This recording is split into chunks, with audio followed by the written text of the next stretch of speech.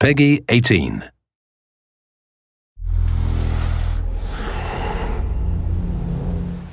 Hi, my name is Ashraf Ismail, Game Director of Assassin's Creed 4 Black Flag, and I'm very proud to be showing off the Caribbean open world. Here, we're going to start with Edward. After completing a few missions, he's met up with the assassins, but he's not yet bought into the creed, so he still has this selfish need for fame and fortune. Edward is one of the most unique characters we've created for the Assassin's Creed universe. He is a man who is still trying to figure out who he is in life and what he wants to get out of it. At this point in the story, he still wants that fame, so one way to get it is to complete these assassination contracts. This is a way to make money and to gain a bit of notoriety. So here we go. We have 2 targets to take out, 2 Templar brothers. So we're going to accept the contract, and the world map is going to show us where this contract takes place. So we see here that the contract is actually very close to us. It starts in the village we're in, but as we zoom out, we want to show you the world that we have.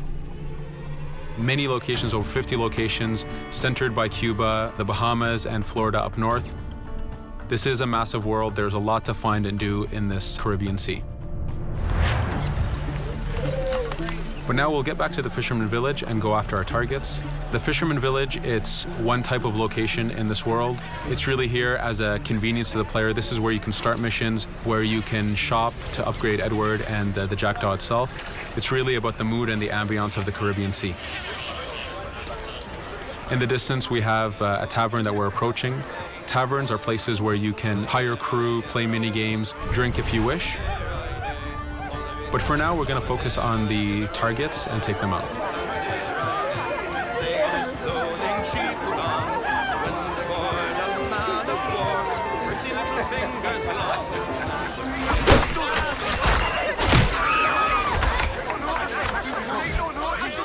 Now that we've taken out one brother, the other one's going to bolt. Just like classic ACs, we can chase him down and take him out that way, but there's many ways to complete this contract. We can use the new free aim system to shoot him this way, to eliminate him that way. We can jump onto the ship and take him out with his crew, but instead we're going to let him escape into the sea and follow him with the Jackdaw. This is your ship. This is the second main character of the game. You're going to have to customize and upgrade the ship as you go on this journey with Edward.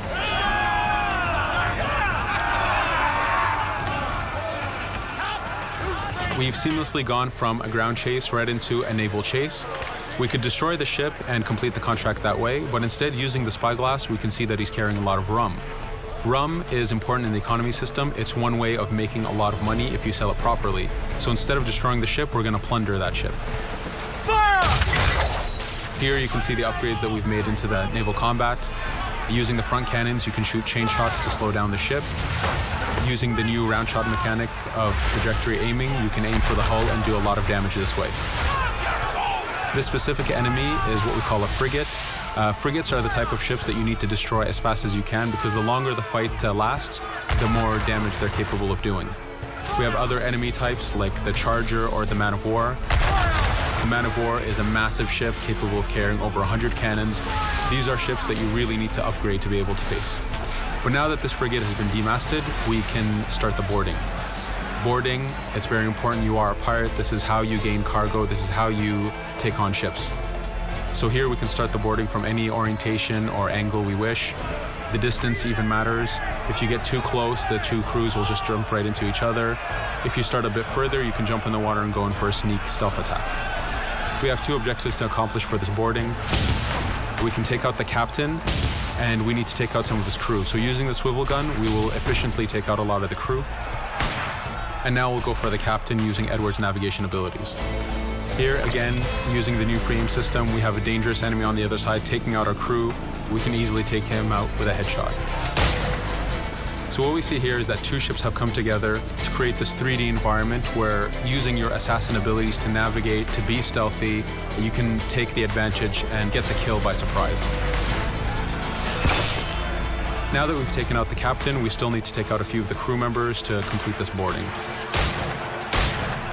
Now that we've plundered the ship, we're going to gain that rum that we saw earlier, but we're also going to gain ammo and crew members and some gold. With every boarding, there's 3 options that you can do with that ship. You can gain crew members, you can send the ship to your fleet if you wish, or you can salvage a ship to repair the Jackdaw if you took too much damage in the fight. In this case, since we did well, we're going to send the ship to our fleet. Now that we're back in the Caribbean Sea, we needed to make sure that every minute something is being advertised to the player, something new for the player to do. In this case, we have this uncharted location. These are what we call playas. We have over 75 of these in the Caribbean world. Every playa has something very important for the player to find, something that will help in upgrading Edward or the Jackdaw. So it's in your advantage to explore these locations.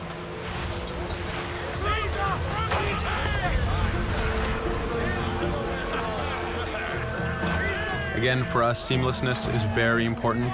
We needed to be able to explore this Caribbean world without having too much interruption in the action. So being able to just let go of the wheel anywhere we want, jump into the water, and swim over to that location.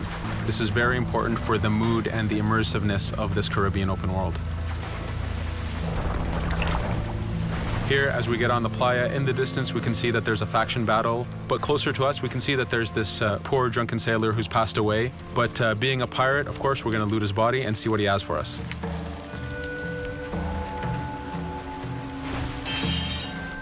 So we found a treasure map. This treasure map is asking us to go to an island called Misteriosa. Every time you find one of these, you know that you're going to find a treasure that is linked to the progression of the Jackdaw or Edward, so they are very valuable. Here we're going to take a look at that faction battle. We have a British ship facing off against a Spanish ship. We could jump in and take advantage of this opportunity, allowing each ship to weaken the other and for us to plunder both. But now we're going to make our way back to the Jackdaw. Again, this is the second main character of the game. There's a lot of customization and a lot of upgrading to do on the Jackdaw. You can upgrade all the weapons to fit the playstyle you wish. Now, as we get onto the Jackdaw, we can see that the crew is cheering for us. Edward has a really close relationship with his first mate, Adewale, standing right there, and with his crew. And this is something that you'll see later in the demo, that we can lose and gain crew members. Again, using the spyglass, we can really see the contents of a ship, but you can also assess the danger and threat level of these ships. But for now, we're going to continue to Misteriosa to find that treasure. Here we've crossed into a harpooning zone. The harpooning system is connected to the hunting system, which is used for upgrading Edward himself. So you can upgrade the number of weapons he carries, the ammo that you can carry, and even his health. But for now, we've moved past that zone and we've got into a storm. Storms are very dangerous. If you're not careful, if you don't know how to navigate a storm, you will take damage to your ship and you will lose crew members. In the distance, we can see a water spout. This is a tornado in the ocean. These are very dangerous. They can suck you in, and when they do, they tear the ship apart and take out your crew. Here we can see its effect on a ship. This poor ship got sucked in and got destroyed. Storms are very dangerous, but we wanted the player to take advantage of this. When you've mastered a storm, when you know how these systems work, you can pull enemies into a storm and let the storm do damage for you. So there is a strategic element to using a storm in the world.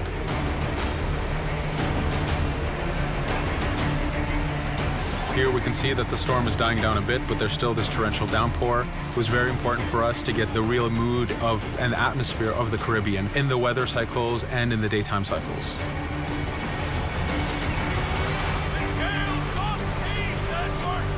But here, since we've survived the storm, did pretty well, let's order our crew to sing.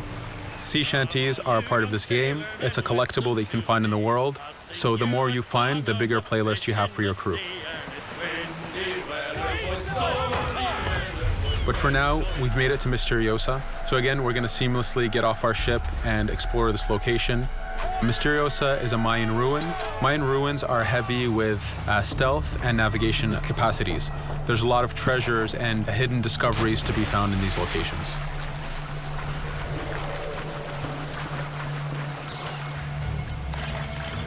If we recall the treasure map, the treasure is hidden behind a temple. So just by quickly looking around, we can see that temple looks about right. So that's our objective. We'll head there. As we go this way, we can see there's a lot of guards on the beach. We could go in and fight them if we wish to, but to show off that this is a mini open world, we're going to try to find a different route to get to our objective. Here, we've seen a guard. We don't want to alert him, and we don't want to alert the guards on the beach, so we're going to use our stealth ability to take him out silently.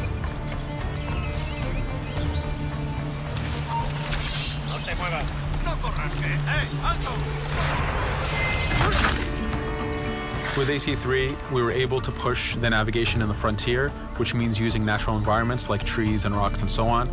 Mayan ruins are the perfect place where we mix man-made structures and these natural environments. So you really get to feel how far the navigation abilities of the assassin have come since the original game. In the distance there, we can see another part of the island being blocked off by a patrol of guards. We're going to avoid it for now and go for that treasure.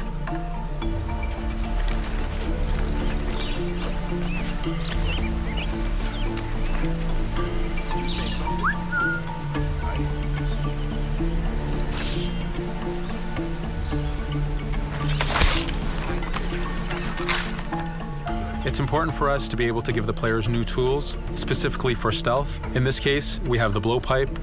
Using the berserk darts, you make your enemies go crazy. Effectively, this means that they'll attack anything and everything in sight, including their own friends, animals, or Edward if he was in the way. So you do have to be careful with how you use it. But now that we've caused a distraction, if we happen to fall down there, at least there's already a bit of damage done for us. But using our navigation skills, we're able to get past that area without any trouble. There in the distance, you can see the jackdaw placed exactly where you left it when you got onto this location. It's really important for us to show the beauty of this Caribbean world. The Caribbean has some amazing vistas, and we pushed ourselves to replicate this in the game.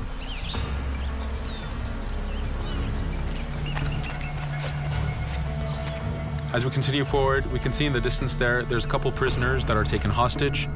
This is a scenario that you need to use stealth. If you're detected by those guards, they will kill the hostages.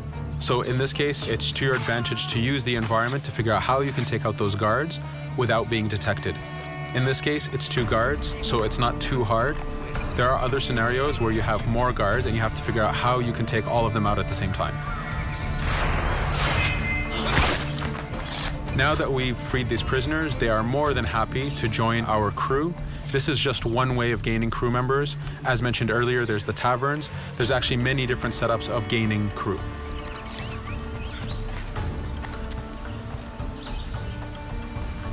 Here, we're going to go back to the treasure map. We can see that the treasure is actually behind the temple near a fountain. So if we just look around, we can see that it's around here.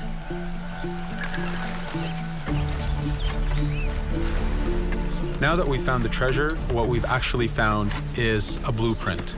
Blueprints are incredibly valuable for the upgrading of the jackdaw. This is how you can upgrade the biggest and most devastating upgrades of the ship.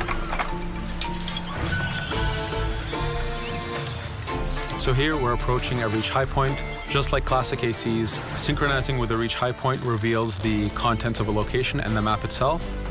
But as an added feature, because this game world is so huge, there are many different locations, this also becomes a fast travel point.